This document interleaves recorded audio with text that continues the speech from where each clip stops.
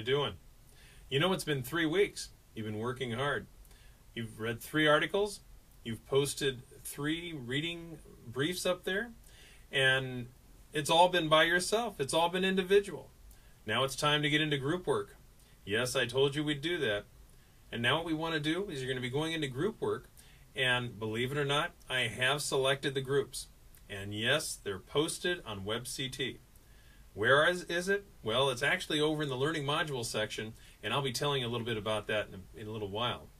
Now, once you figure out who your group is, first thing you need to do is you need to do something groupish. Get to know your group. I'll let you figure out what that's going to be. The second thing you need to do is you need to lay down some rules. So I have a little project where you're going to spend 2 weeks coming up with a team contract. This week you'll be talking about it, kind of sending ideas back and forth. And guess what? I have a discussion group for each of your 3 teams. And then next week, you'll actually come up with a contract, and I've given you an outline as to how I want to have that, and you'll post it so everybody has an agreement. And then after you've done that, actually another thing that we're going to be doing this week is you're going to take a look at those last 2 articles that you read, those ones by Calhoun, and you're going to take those, and as a group, you're going to come up with a collaborative reading brief for those 2 articles. Actually, I'm going to suggest that you might even want to take the 2 articles, turn them into 1 article. In other words, consider them 1 article because they're by the same author. And then put them in, and you can actually come up with your own collaborative reading brief. And then post that, and that's pretty much what you have to do for the whole week.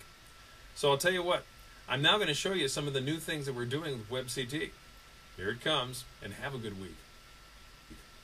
Well, I just wanted to show you how the Advanced Media Project's WebCT page is cleaned up.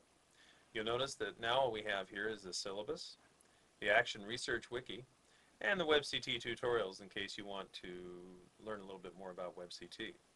Where did it all go? Well, it went over here to the Learning Modules. I'll click on the Learning Modules, and look what comes up. We have Module 1 and Module 2. Well, we've already done Module 1. Let's go to Module 2. I'll click on that and it says, oh, I'm going to open something up. Well, you know what? If I open this up, it'll actually open up the module page. And there's the Module 2 overview. But we don't need that right now. I want to show you the other things we have as well. This is the reading briefs. That gives you the review of how to do reading briefs. These are the 2 articles that you want, and watch carefully. Yes, indeed. They will open up for you. Over here we have a list of the action research teams. And that's something you'll want to know because you want to know who's going to be on your team. And there's the action research teams. I'll let you look at that yourself. We have building a team contract, and we have the collaborative team reading briefing. And so that's how that's set up so that you can simply access these modules. And remember, we have these little minus signs, and we have plus signs. If it's a plus sign, it means that there's additional pieces underneath. Minus sign, plus sign. Looks like it's pretty easy. If we want to get back to the course content, we click here in the little house, or we can actually make it larger so it says course content.